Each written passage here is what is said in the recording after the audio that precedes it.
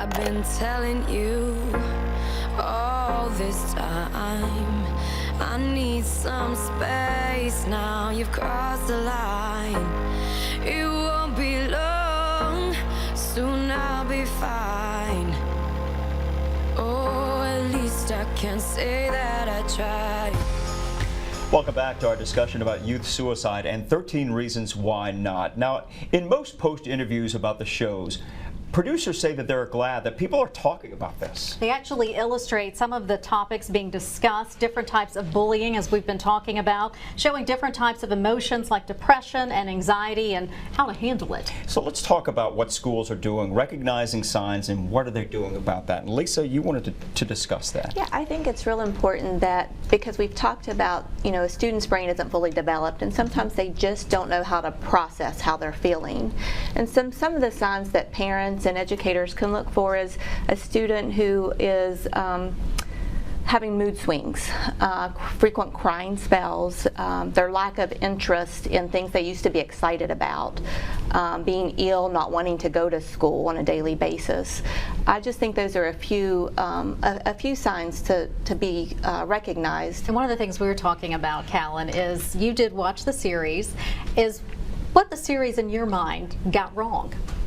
On the last episode, the guidance counselor, it was so obvious. Hannah's there just like spilling her emotions, and it was, as she said, it was her last hope, just to talk to him, and that was her chance of getting help, and he just did not come through. And it was just, I felt like, I was like, oh my gosh, she's about to kill herself. But he just completely ignored it, or he just, I don't know how he couldn't see the signs.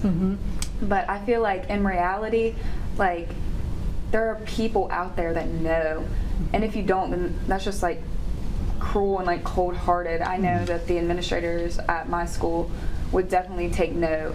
Like, they notice what's going on in the students' lives. So you feel like that was just more for drama effect and not definitely a realistic situation in most schools in Kanawha County? And I think I picked up on that too. I was thinking, what did he do wrong? Well, as a counselor, what do you do differently in those situations? And I agree with Callan.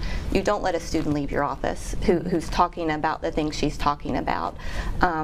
You have to make contact with the parents. I mean, that's just the first on the protocol. You have to talk to the parents. You have to make that phone call. You invite them into your office and maybe even sit down with them and their child to discuss what's going on. And I like that you noticed as a teenager watching this that you didn't feel that it also offered help for students who may be watching this. Oh yeah, at the end I thought that maybe they should have something about like one of the hotlines, and they just didn't. He was kind of getting hope back, and that was it. I feel like that was a missed opportunity maybe. Yeah, and that's some of the show producers are now talking about adding more of those disclaimers before in each episode, especially some of the more critical points of those shows. So we'll see.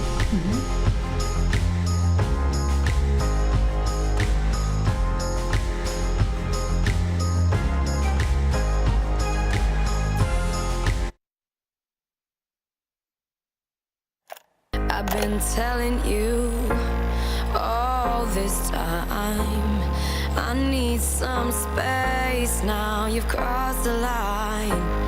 It won't be long, soon I'll be fine. Oh, at least I can say that I tried. Well, we want to thank you all so much for being here today. We certainly hope that there's someone watching today that benefited and can certainly use the information.